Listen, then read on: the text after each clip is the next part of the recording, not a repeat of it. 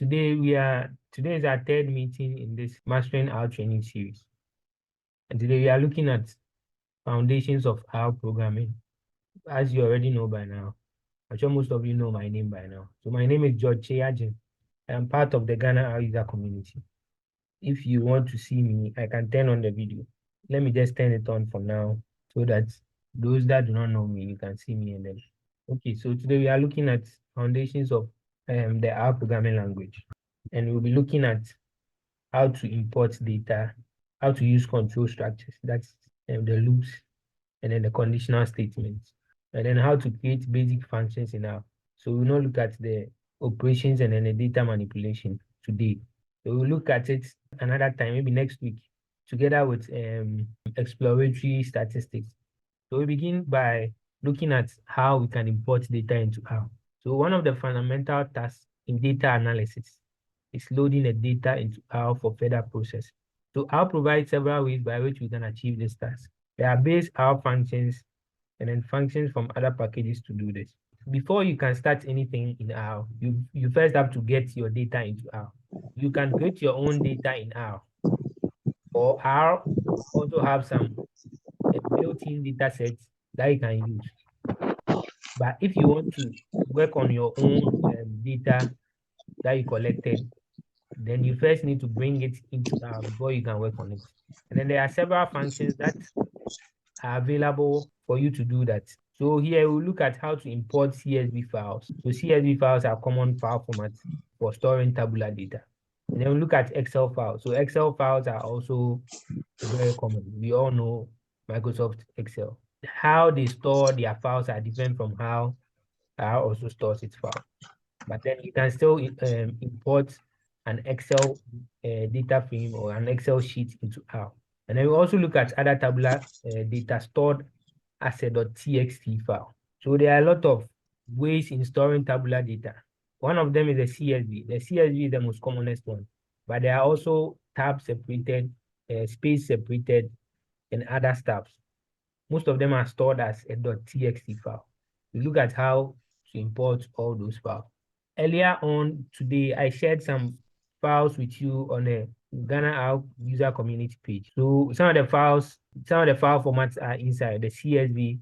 The CSV file, you can also open it with Excel. So there's the CSV file, the TXT, and then there's an Excel file. We'll look at reading in CSV files. So CSV are called comma separated values. So the C stands for comma, S separated, and then values. So it's just like an abbreviation. It means the items in the file are separated by commas. So it is one of the most common formats for storing data.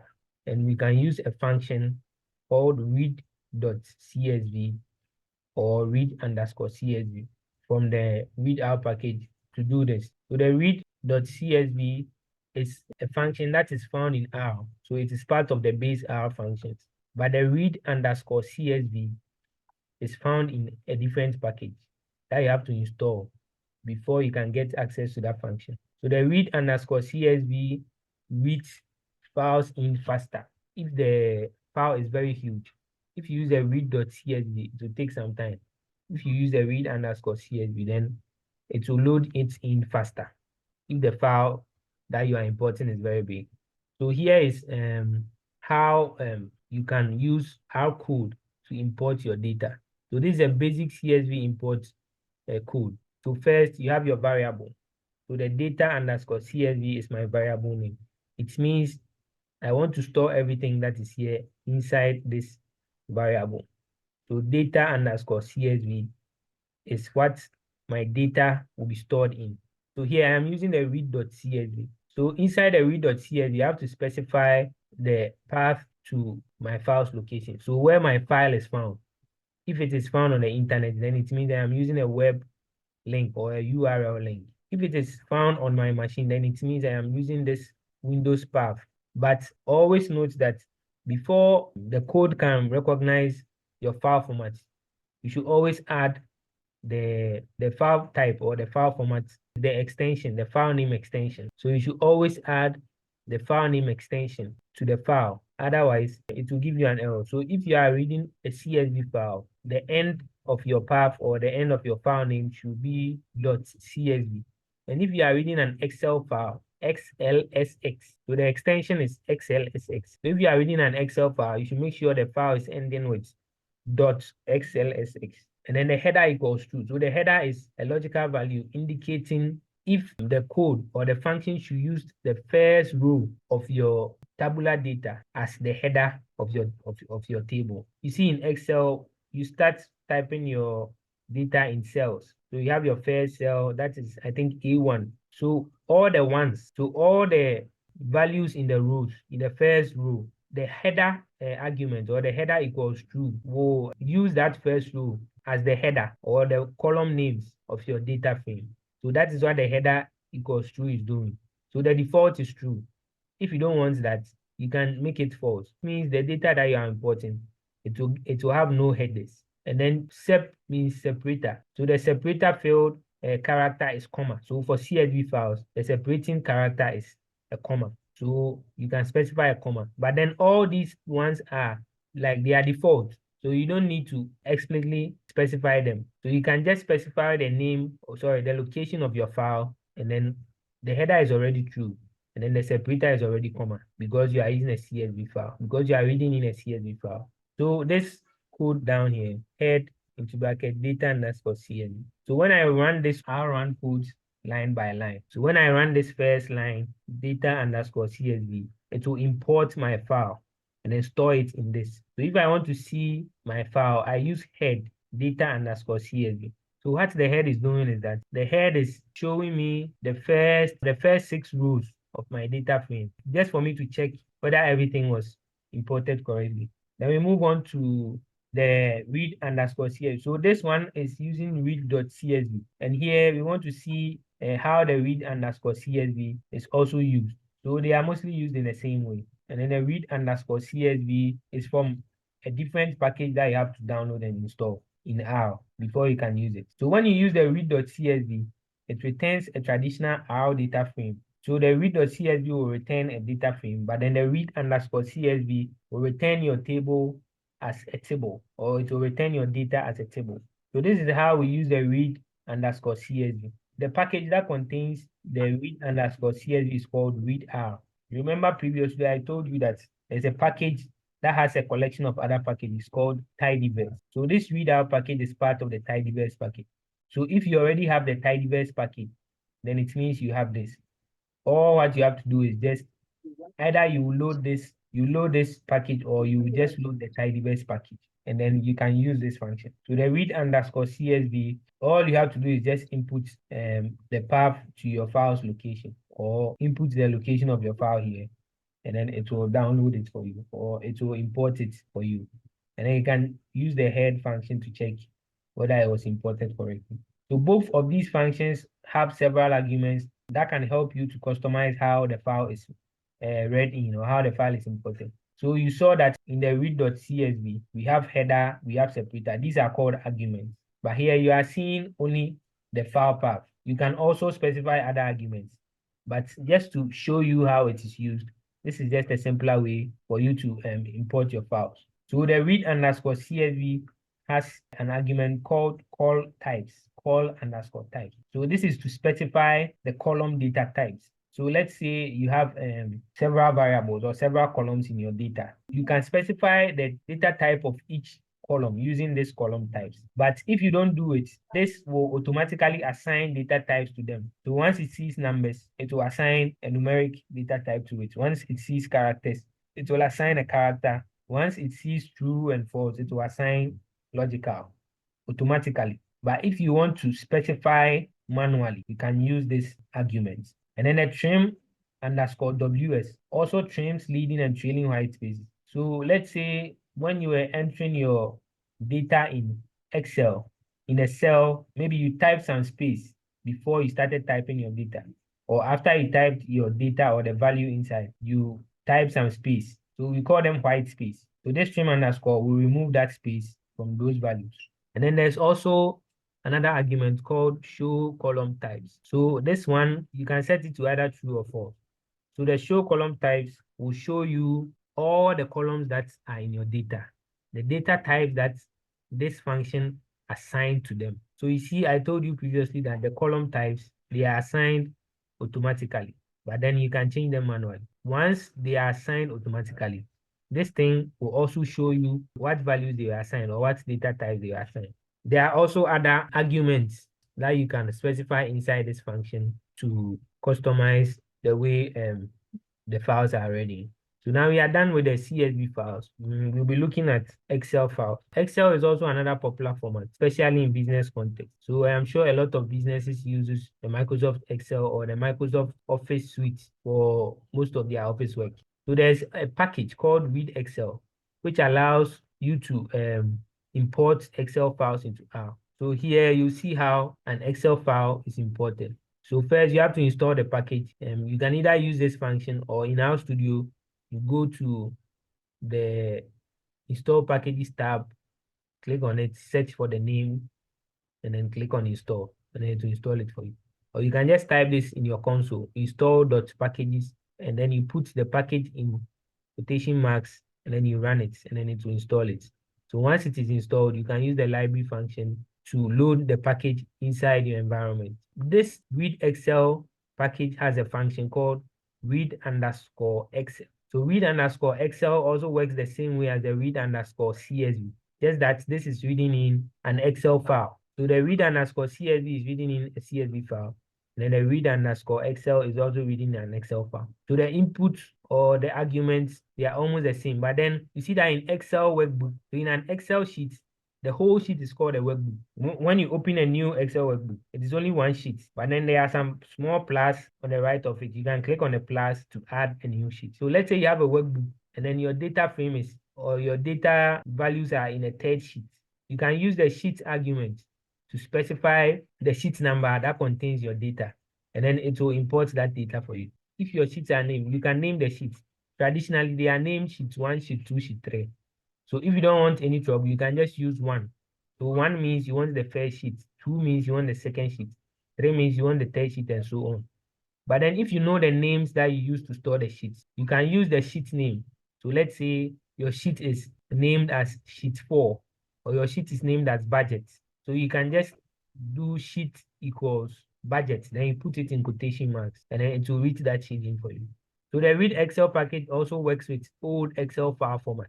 So the new Excel file format is .xls, but with the old Excel, I think 2010, yeah, 2010 and below, the format is .xls. But above 2010, the new format is .xlsx. The package can help you reading that data set.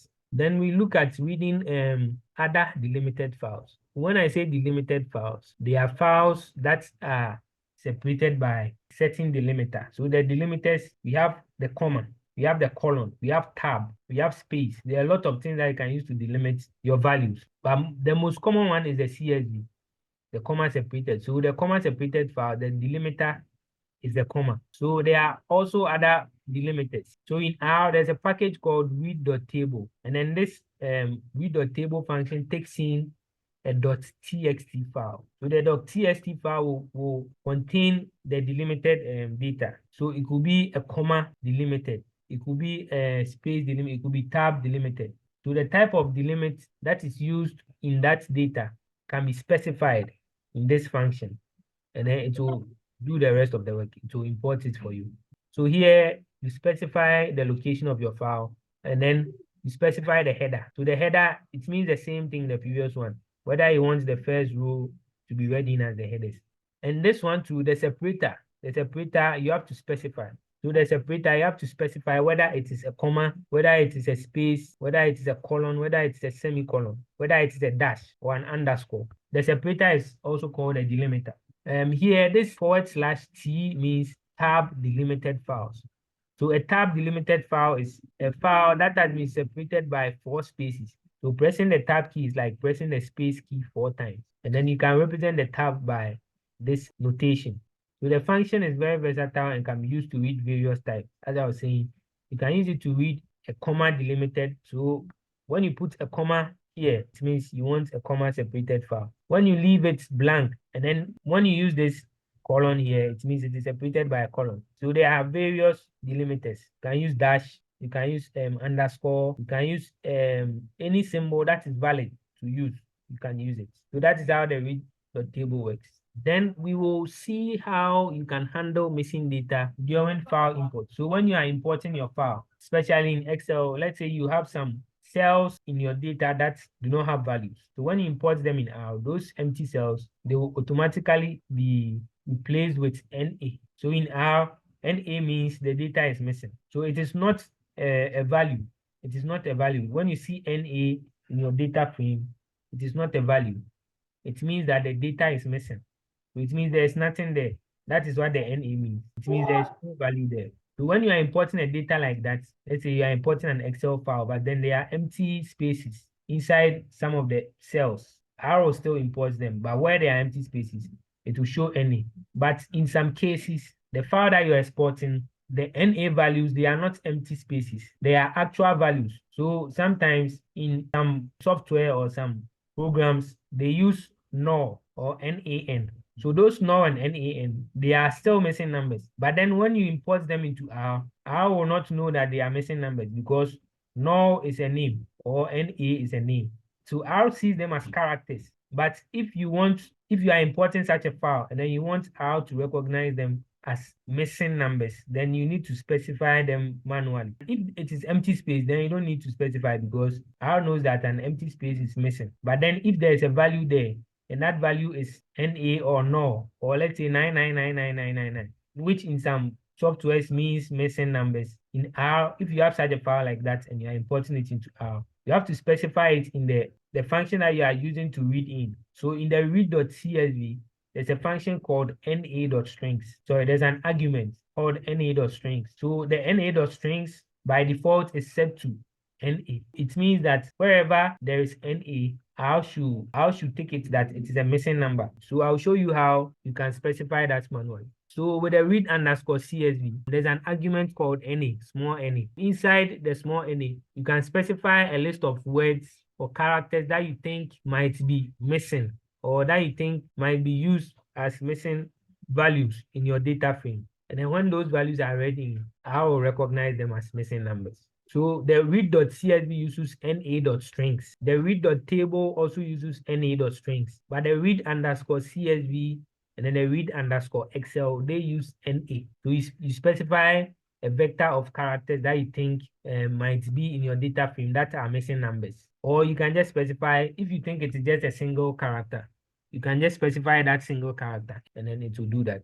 Now I want us to look at control structures. So control structures allow you to control the flow of execution of your code. So this is purely programming. The control structures are based on certain conditions and then it will perform a particular task based on that condition. Control structures include conditionals and then loops. We will be looking at the if-else condition and then the for loops and then the while loops. That is what we'll be looking at for control structures in this lesson. So the the if-else statement. So the if-else statement is a conditional statement and they are used for conditional execution of code. So they execute different codes based on different conditions. So you can say if Kofi is a boy, print boy, or if Kofi is a girl, print girl. So based on that condition, you are performing a certain task. You can do a simple if-else statement. So that is using the if and then the else. And then you can do a nested if-else statement. So the nested if-else statement, there's another condition between the if and then the else, which is called else if. If you have more than one condition, then you should use else if inside the if-else statement. So you can nest any number of if statements that you want to nest. So if you have 10 conditions, you can use the else if. So the last statement should be else, and then the else doesn't take any condition. The first condition will come to the if. The if executes a block if the specified condition is true. During execution, it will check the condition in the if statement. If it is true, then it won't bother going down. It will just execute the code. But then if it checks and then it is not true, then it will come to the else and then execute whatever code that is in the else. So the else doesn't need any condition. It will check the condition in the if statement. If it is false, then it will jump to the else statement. So the else statement doesn't check for any condition, it just executes the code. But then if you have another condition that you want it to check, then you have to include the else if statement. the else. Each statement checks another condition if there's another else if condition was false. So depending on the number of conditions that you have, it will be running until it reaches where it meets the condition, and then it executes the code. So where it doesn't meet any of the conditions, then it will come straight to the else statement. So here is syntax. So the syntax means how the code structure is. So here you have your if, and then inside the brackets, you have condition. After the condition, you bring curly brackets, and then you type the code or the task that you want to execute. Then you come down after the curly brackets. Then you bring your else if. So the else if should also contain another condition. Then you bring curly brackets again, and then you type whatever task that you want to execute. Then you come down, whether you want another condition, then you should use else if. But then if your condition ends there and then you want to end it there, then you can bring the else. So the else straight away goes to execute the code if all the previous conditions are false. So this is just how the code structure looks like for an if statement. Okay, let me show you one. So I want to X.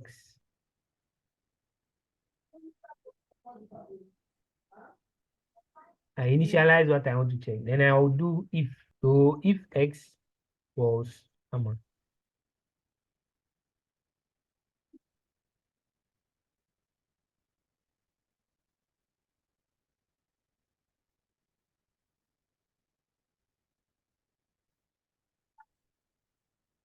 Now come to else. So here I'm using only the if and then the else.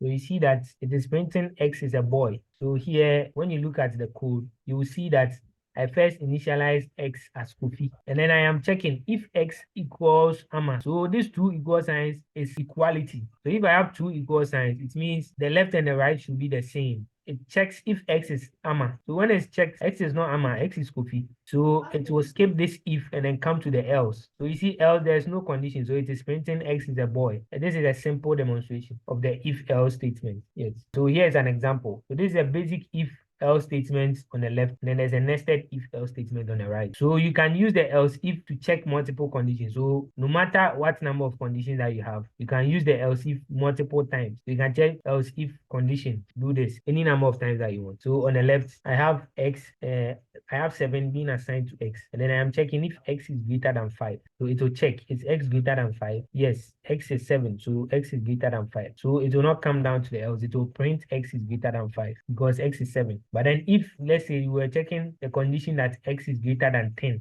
then it will print X is less than or equal to 10. So this is how it works. And then with the nested if, here we have -3. And then we are checking if Y is greater than 0. So the first condition is to check if it is greater than 0. So it checks it is negative. So no negative number is greater than 0. If it is greater than 0, it should print Y as a positive number. Else, if Y is less than 0, it will print a negative number. So here it checks Y is less than 0, so it will print this negative number. So if Y was 0, then it will come to the else here and then print Y is 0, because 0 is not greater than 0, and then 0 is not less than 0. 0 is equal to 0. This is how you use the nested if. And then we move on to the for loop. The for loop is used to iterate over a sequence of elements. It repeats a block of code for a fixed number of iterations. When we say iterate, it means we are repeating something over and over again. So the for loop is repeating something over a sequence of elements until it gets to the end of the sequence, and then it will end. So the for loop naturally has a termination point. In the next loop, we will see how that differs from the for loop. So the next loop, we will look at the while loop. So let's say we have a vector of numbers from 1 to 10. And then we want to iterate over all the numbers and then maybe add something to the number, or maybe do whatever I want to do with each iteration. So let's say you want to square each number in the vector. You can use a for loop. So this syntax, for into bracket variable in sequence. So the variable can be any anonymous name that you want to give it. But then for the sake of simplicity and then readability, we normally use words or items that match the name of the sequence. This is a simple syntax of the for loop. For variable in sequence, do some iteration for me. So let's look at the example. So here, this is a simple loop. So here I'm saying for I in 1 to 5. So mostly when we are iterating over numbers, we normally use I. When we are iterating over numbers, we normally use I for simplicity. You can use any number at all. You can use for A, for Q, for M, for W, for U, for V, it will still work. That number should appear wherever you want the iteration to happen. So you see that print, paste, iteration, comma, I. So you see that I is appearing in the code execution here. So the paste function is used to combine a code and then character. So let's say you have a code or you have a variable called name, and then that variable you have stored your name in it. If you want to combine a character that is saying my name is, you can use the paste function. It will combine my name is with the name code or the name variable which contains your name. So when it prints, it will print my name is the name that you stored in that name variable. It will not print my name is name. So that is how the paste works. So for I in 1 to 5, print paste iteration. So this one, it will print iteration 1, iteration 2, iteration 3, iteration 4, and then iteration 5. So here, let me type it here. So I want to print for I in 1 to 5. I'll type my code here. Print paste. So I want to paste iteration, comma, I. So I could have used any number. I could have used X, could have used X. So let me use X. And then I run it. So you see that when I run the code, you see that it is printing iteration 1, iteration 2, iteration 3, iteration 4, iteration 5. If I hadn't done the iteration, so I just want you to know that it is iterating over the sequence. 1 to 5 means that I want 1, 2, 3, 4, 5. It is creating a vector of 1, 2, 3, 4, 5. And then it is iterating, so it will pick 1 and then it will print it. It will pick 2, it will print. It will pick 3, it will print. So if I don't want to print it, it will still work, but then I wouldn't see the output. So the print actually allows us to see the output. So if I run this, you see that it is printing 1, 2, 3, 4, 5. I didn't bring the iteration. So it is, you see that it's actually iterating over the 1 to 5. Once it reaches the end, it will stop. So if I have 1 to 100, it will still iterate 1 to 100. You see that once it reaches 100, it has stopped. So it's iterating 1 to 100. Once it reaches 100, it will stop. So you see 1 to 2, it is just iterating.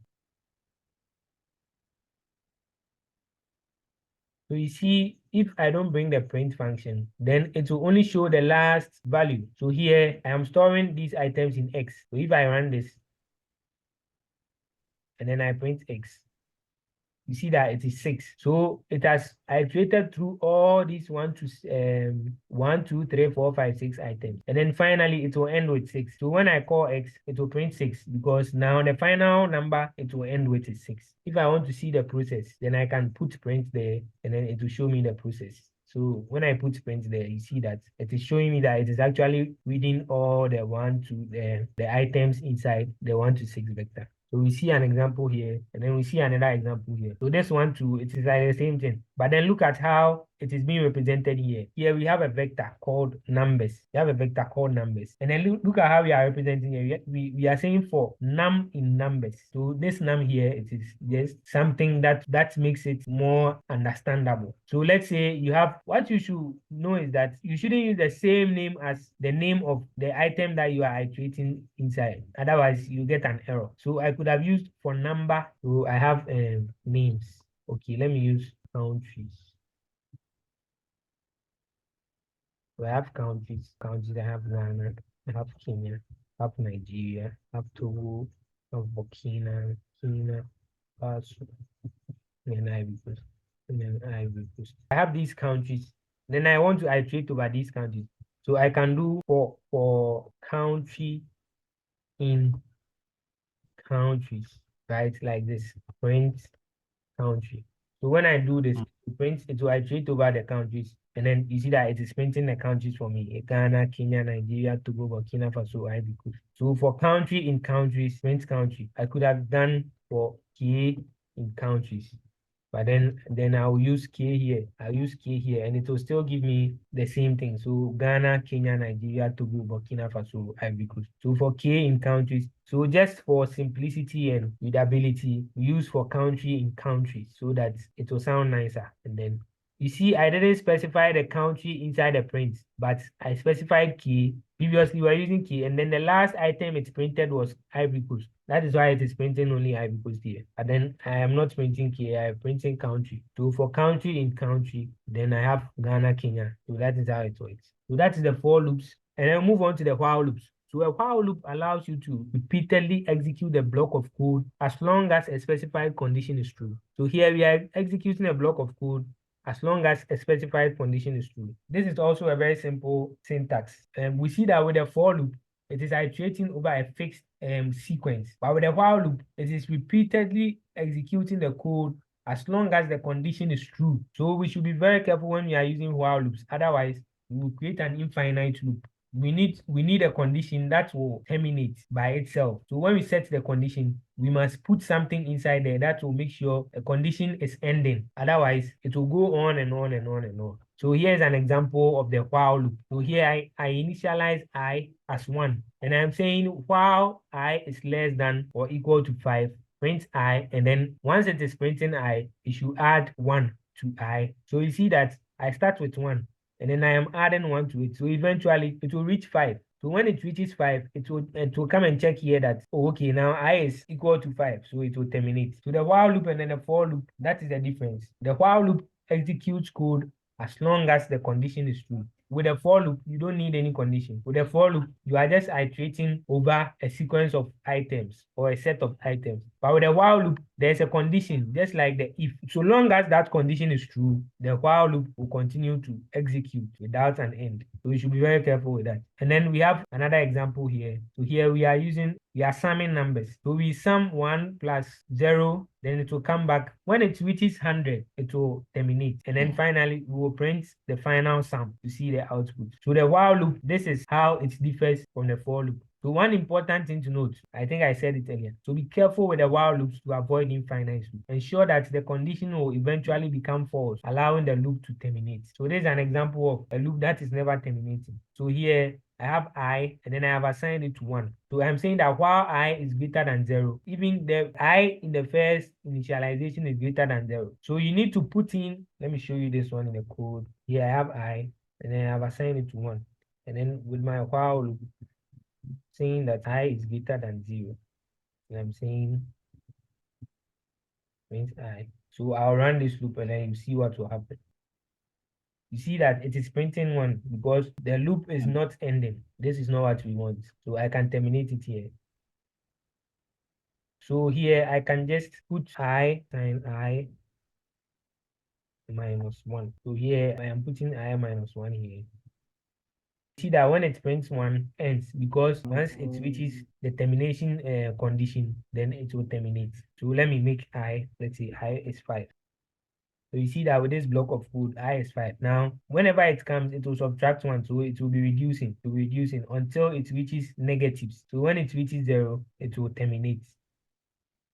It will terminate. Because the next time it comes in, it will become a negative number. So it will terminate. But then just this line of code, if I remove it, see what is happening. It is unending. So you have to be very careful when you are using the while loops. To create more complex logics for effective execution of tasks, you can combine loops and then conditional statements to make our work easier. So there are some tasks that require some logical reasoning. So you can use both the conditional statement, the if else, and then the loops, either a for loop or a while loop, to actually create something that can execute a particular task for you. So when combining while loops and if statements, always ensure that the loop has a condition that will eventually become false, or include a break statement to avoid infinite loops. So with a while loop, what we are worried about is an infinite loop. So here's an example. So on my left side here, I have finding the first even number greater than 10. So here we are combining the if statements with a while loop. So I initialize I to be 1. And then I say while true. So while true is always true. So this one, there's no way it is becoming false because I have specifically put a logical true there. So it will never be false. Then I come inside the while loop and I say that if I is greater than 10, end. So the end is logical end. So the end is used to compare. It's used for logical comparison. So here we are using two ends. So the two ends is mostly effective with loops because the two ends, when you use the end true, it means it is comparing each item by item. That is how the two ends work. So the single end means logical A and B end. So you are checking if I is greater than 10. And at the same time, I is giving you a modulus of 0. So the 2 percentage signs means modulus. If you divide I by 2, the answer should be 0. So this is how we check for even numbers. So all even numbers, when divided by 2, the remainder is 0. So we are checking if the number is greater than 10. And we are also checking if the number is even. So this is how we do that. So both left and right should be true for the end to be true. The if condition is only true if I is greater than 10 and then I modulus 2 is equal to 0. So you print I. So that is inside the if statement. And then outside the if, then we come and we will be adding 1 to I. We start with 1. It goes through the if statement. The condition is not met. So it comes down and then add 1. So it will become 2. It goes into the if statement. The condition is not met. But then one condition is met. The 2 modulus is met. But still it is less than 10. So it will continue to add 1, 1, 1 until it reaches 12. So when it reaches 12, 12 is greater than 10. And then the modulus of 12 is 0. Then it will break. You see that this while, although this while is true, but once this if condition is met, because of this statement break, it will break the loop. So it will not come down here and add 1 again. It will break the loop and then it will come out. And then this is using the for with if statement. So you can use it to filter even numbers.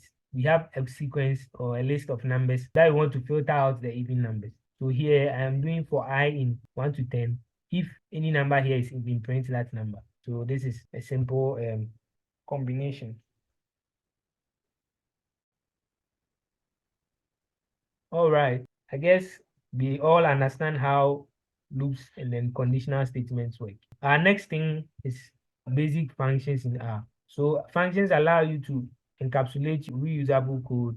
So they take inputs, that is the argument. So you see that the read CSV function, it was taking header arguments and then separator arguments. So function takes in arguments and then they return outputs. So the output it is returning is the file that you are importing. So it makes it easy to organize and then reuse your code. So instead of retyping the whole code again, if you have a similar task, you can just call the function and then you are good to go. So what actually is a function? Well, a function is a block of code designed to perform a specific task. So you can call the function whenever you need to perform the task, which makes your code more efficient and then easier to read. So that is what a function is. So it's a block of code that is designed to perform a task. That is it, as simple as that. So this is the basic syntax of a function in R. So the function name, that is the name of my function. Always give your function a good name. So always give your function a name that reflects the task of the function. We have function and then I assign it to function. So when you want to create a function, you use the function word, you use the word function. And then inside that function, you specify the arguments. So you can create a function without specifying any argument. It depends on what you want. You bring your curly brackets and then you type the code or the task that you want to execute. And then you use the return function to return the result of your code. But then in a function, R always returns the last line of code in your function. So if you do not use the return, the last line of code that it will execute in your function, that is what it will return as your output. So here I have examples that I'll show you. I've created a simple function to add 2 numbers. So the name of the function is add numbers because I am adding numbers. So I start with a function and then inside I specify the argument. Any arguments that I want to specify, A and B, I could use X and Y, use C and D. But then the arguments that you specify, they should reflect inside the code. So you see I'm using function A, B, and I want to return A plus B. If I used X, Y, then it should return X plus Y. Here is how we use the function. The result is a variable that I want to store the answer of my function inside. So add numbers, I put 3 and 7, I'll get 10. And then another example here, this is a simple greeting function. So I name the function greet, and then inside the function, the argument I want is a name. And then the code that I want to execute is that I create a message, which is hello and then name. So I want to combine the character and then the name argument that you specify. And then I'll return that message. So when you use greet and then you type any name inside, then it will add the hello and then the exclamation sign. So when you print it, you see hello Alice. So in R, there are various built-in functions that you can use for your day-to-day activity. And some of the most common built-in functions are, so we have the mean function. The mean is for finding the arithmetic average or the arithmetic mean of numbers. And then we have the SD. So the SD is for computing standard deviation. Median calculates the median of a numeric vector. SQRT is for calculating the square root. Sum is for calculating the sum of numbers or vectors. And then there are a lot. So as you start playing around with it, you come to see that there are a lot of functions that you can use in R. And then if you want to see the code for any function in R, just type the name of the function without the brackets and then passing argument. So functions can take arguments which allow you to pass different values when calling the function. You can provide values for function arguments. So you see with the add numbers, I just wrote A, comma B. I could have given the A value and then I could have given the B a value. So that would be like the default value. Just like the read CSV, you see that the header by default, it is set to true. So even if you specify or you don't specify, it is by default set to true. So if I create a function and then I give an argument a value, if you decide to give it another value, it will use your value. But then if you decide not to give it any value, it will use the default value that I set in the function. So here's an example. So here you see I have multiply numbers. And then the function, I have A equals 2 and then B equals 3. So you see that here I have assigned numbers to the arguments. So even if you call the function without any arguments, it will print 2 times 3 because that is the default values. But then you can also specify your own values and then it will do the multiplication. But if you fail to specify your own number because the arguments have default numbers, it will use that default number and then the function will work correctly. And then the next thing is anonymous functions. So anonymous functions in R are functions that are defined without being given a name. So let's say you are working in a function, but then what you want to do, there is no function in R that can do that. So you want to quickly create anonymous function. So the anonymous function, you don't do function name, then you assign function. No, you just write function, and then you create your anonymous function fast. And then it will execute in there for you. Just at that time, you cannot use it anywhere again. They are often used for short one-time tasks, especially when you don't need to reuse the function elsewhere. So this is the syntax. To function, you state the arguments and then the code. That is all. So you can state function into bracket x. So the argument is x. And then the code, maybe you want to do x plus 3. The x will be the argument. So whatever argument that you put there, it will add 3 to it. That's it. So the most common use of anonymous functions is with the apply family of functions. So there's a family of functions in our called apply. So what they do is they apply a particular function to either a list or a vector. So let's say you have a list of numbers and then you want to square each number in that list. So you can use one of the apply functions. You can use the L apply. So I have examples here. So here I'm using the L apply. So I have a list of numbers 1, 2, 3, 4, 5. And then I want to square the numbers. So I just input the numbers inside and I create a function x, and then I just raise x to the power 2. Every item in numbers will be raised to the power 2. So when I print squared numbers, it will show me the squared of those numbers in the list. So that is how the anonymous function works. So I'll go to RStudio and then I'll show you some of the things that we've seen. I'll start with the important file. So when you open RStudio, before you read any CSV file, you should know where your file is located on your computer. So the files I shared with you, I have them here. In RStudio, in your files pane, there's a pane, you have files, plots, packages, viewer, presentation, help. So you can click on the files and then you see the directory inside which you are working. So this is the directory inside which I'm working. If I want to get the path of that directory, I'll just do I type get WD. So get WD will print the path of where I am working. And so I am working in C users, GKAJY, OneDrive, desktop, Latif regression work. This is the directory I am working in. If I want to change it to where the files are found, when you open this files tab, and then you come to the far right here, beside the R symbol, there are some 3 dots here. Go to directory. So you click on them, it will open a dialog box for you here. And then you can search for whichever directory that you want. It is your own machine, so you know where your items are. So me, my think the files are here. Yes, I think it's in Ghana. I'll use that. Yes, so it's in this folder. Our training series. Yes, so the files that I want to use, they are here. So I shared with you the trees.txt, the sales data sample, and then the pop, and then the multi-data. First, we will look at how to use the read.csv. So let me type in it. Now I am here, but if I type get.wd, if I type, it is still in the regression work. So it means that is the directory I was using. So if I want to change it, I'll just click on this. I'll do set as working directory, and then it will automatically set the directory for me. So now when I type get.wd, now it is showing me that I am in our Ghana our user community, our training series. So now it is telling me that I am here. This is where my files are. I want to use the read.csv. So I'll just specify the CSV file is sales data sample dot. You see that you see the extension dot CSV. So I'll put it in quotation marks. Sales underscore data underscore samples dot CSV.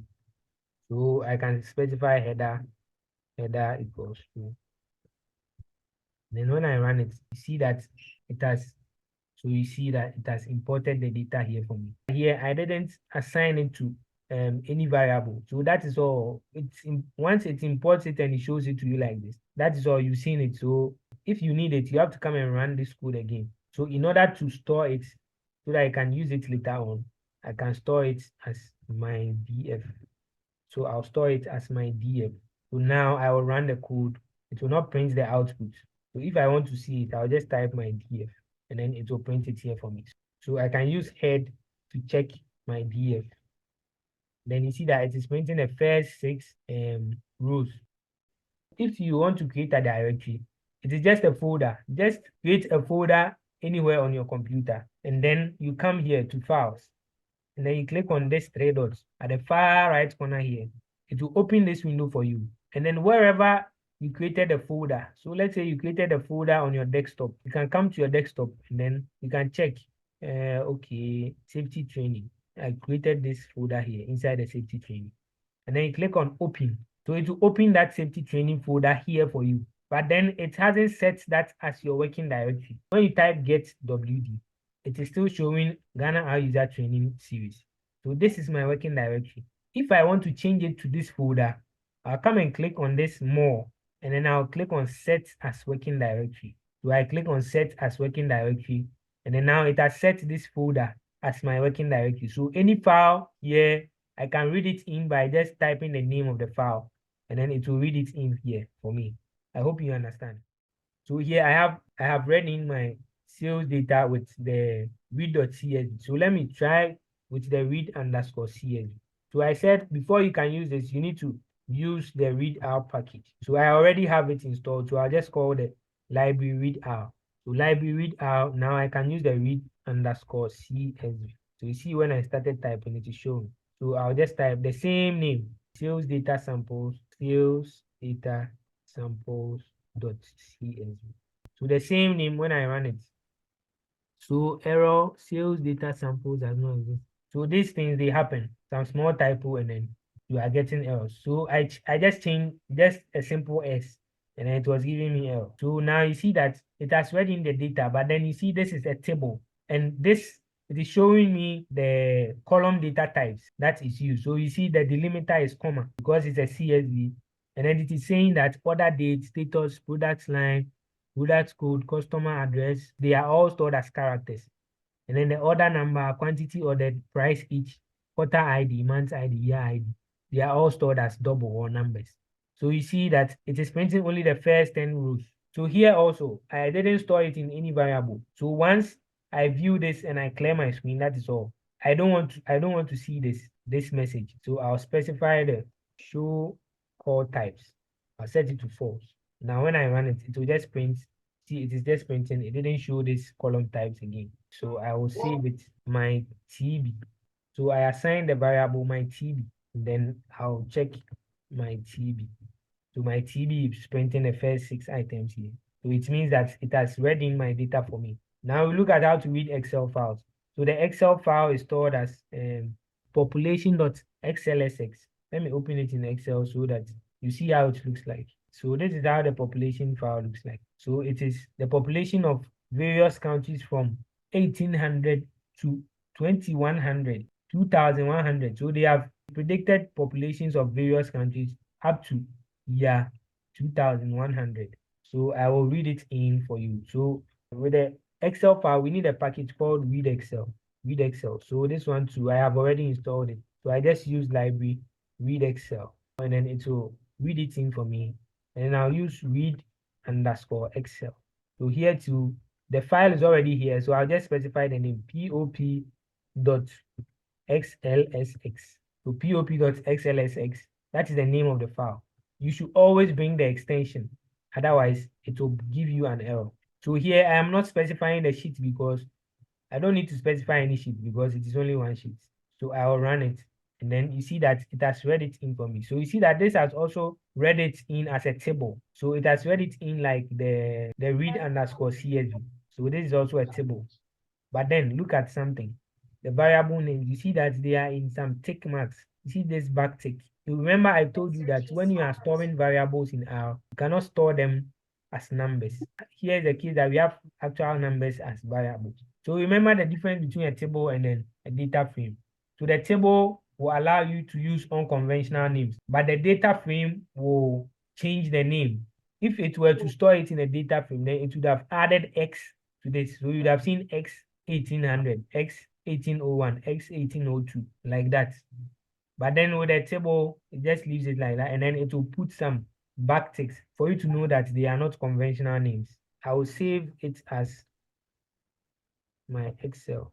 So when I run it, my Excel is here. So I can do head, my Excel, and then it will show me the first 6 characters. Then we will look at the read.table. So the read.table, I have a txt file here. So the trees here, this here, it is separated by spaces. So I have get home, and then this is separated by space. And then the first row is my header. So the first row is get height volume. And then later I have numbers. So the first row is my header, and then the rest are the values. So this is separated by space. So let's see how we will read this in. So the read.table, it is a base R function. So read.table. Then I specify trees.txt. That is the file. And then I specify header equals true. Then I'll run it. So this one also saves it as a data frame.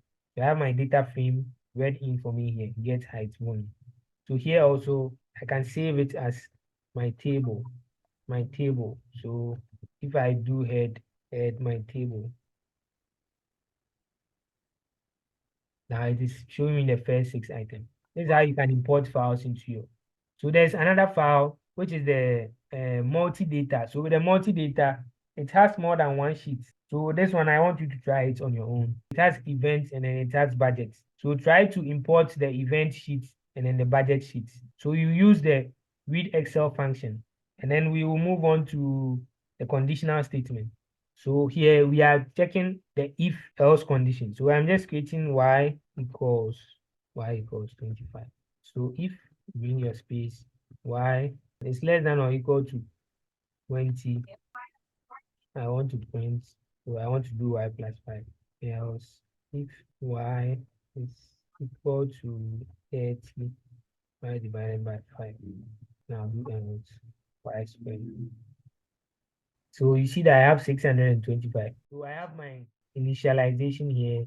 So the first thing I am saying that if y is less than or equal to 20, if y is less than or equal to 20, it should just add 5. It will come and check, is y less than or equal to 20? No, so it skips. And I come, if y is equal to 30, it should divide by 5. It will check, is y equal to 30? No, and it will skip. Then it will come to else, then it will square this. So 25 squared is 625. Let me change it to 30. So I'll run, and then I'll run it again. You see that I have 6. So here, it checked this, it is not true. It checked this, it is true. So it divided by 5, and I am getting 6. So let me do 10. If I do 10, then it means the first condition will be met.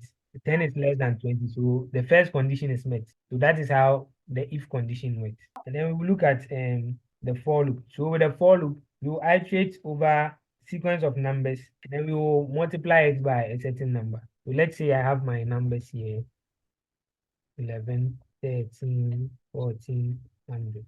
These are my numbers. So I'll do for num in numbers. And I'll bring my food. Num times 10. So you see that it is multiplying all the numbers by 10.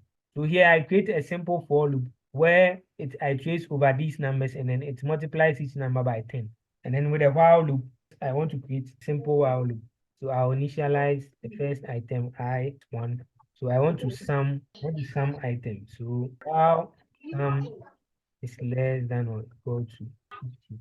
Then I bring my code sum, so I'll add sum to I.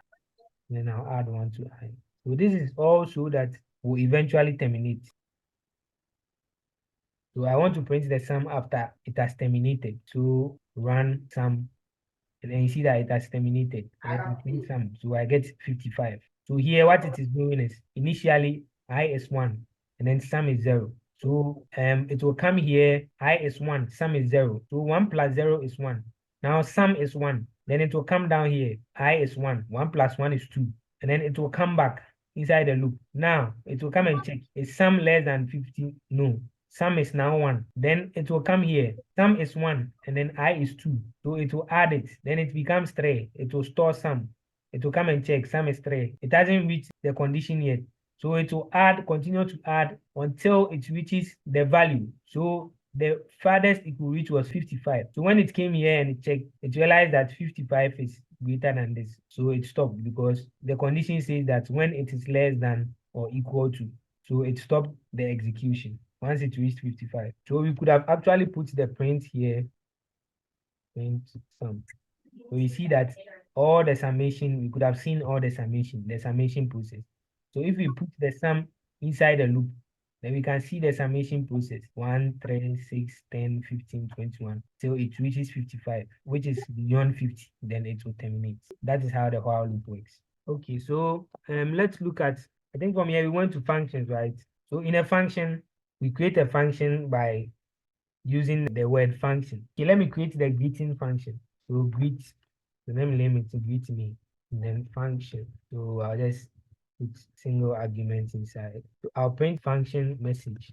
So paste, so I'll paste hello, then I'll bring X there. Welcome to, let's welcome to. So I'll return message. So let me just put here, and let's make it your name. I'll also make it your name. When I run this function, R has stored the function for me. So whenever I need to use the function, I just use greet me. And then you see that it has popped up something for me. So your name is saying your name. I put my name in there. It is saying, hello, George, welcome to my world. So that is how a function works. So I'm come to create a factorial function. So let me just make it X. So I'll use a while loop to create the function. So I'll first assign my result to 1. And then while X is greater than 1, I want to do sum. So I want to do result should be equal to result times X. And then I'll also assign X minus 1. So I want to return result. So here, what I am doing is a factorial. Let's say when you have 5 factorial, it is multiplying the numbers backwards. So it is 5 times 4 times 3 times 2 times 1. So here what I'm doing is that initially I set result to 1. And then while X is greater than 1, so the X is the number that you set inside here. I want to multiply 1 by the result, and then I'll be subtracting it and then multiplying it again. So if this is 5, I'll start by multiplying 5 by 1, and then I'll subtract 1 from 5, then it will become 4. Then I'll multiply it again. Then I'll multiply the result. I'll store it in results. I'll multiply the result to 4. Then it will subtract, then it will become 3. Then I'll multiply until it reaches less than 1. So once it is less than 1, this loop will stop because this is looking at X greater than 1. So if the number is less than 1, it will not come inside the loop. Here too, if you put 0 there, it will still return 1. because the factorial of 0 is 1. For us to always get a positive number, that's why we set result to 1. So if you input a negative number, it will not even come inside a while loop. It will just return 1. If you input a bigger number, then it will come into the while loop. So while that number is still greater than 1, it will be coming until it is reduced and then it becomes less than 1. Then it stops. So I will run it. So if I do factorial, so now I have my factorial function. If I do factorial 5, you see that I have 120. So it is actually 5 times 4 times 3 times 2 times 1, which is 120. So that is what the factorial is doing. So the function it can be anything that you want to do. So long as you have the idea or you know how to go about it, how to create it, you can do it. So that is what the function is. Then we will look at some of the inbuilt functions in R. So I created a vector here, numbers. So we can use sum. So sum is for adding numbers. And then we can use mean. So mean is finding the average. So we can find the maximum with max.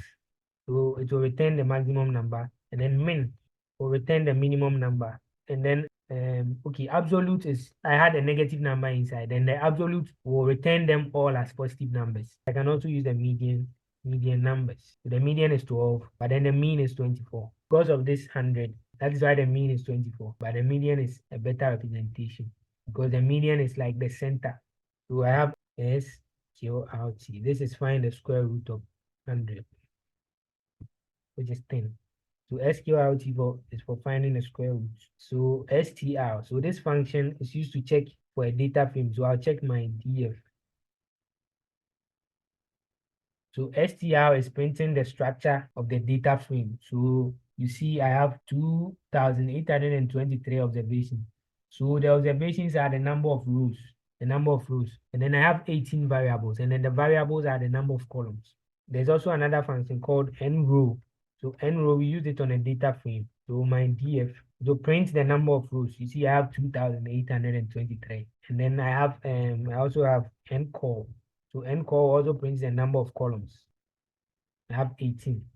And then I have dim.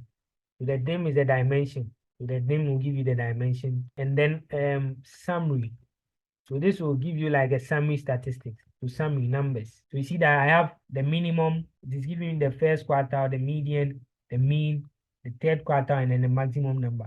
So the summary will give you like a summary statistic of a numeric vector.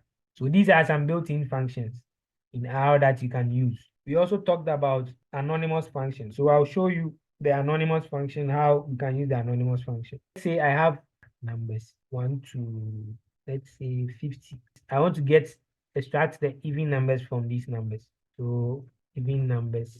And then I use the filter function. So there's a function in our called filter. So you see that there's f and then there's x. So the f is actually a function. And then the x is the item you want the function to be used on. So I'll create my function. So this is an anonymous function, x. And then I want the function to find the modulus.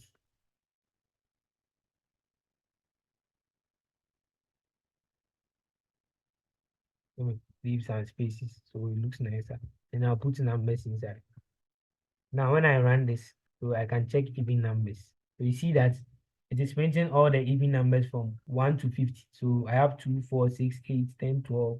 So this is how you can use an anonymous function.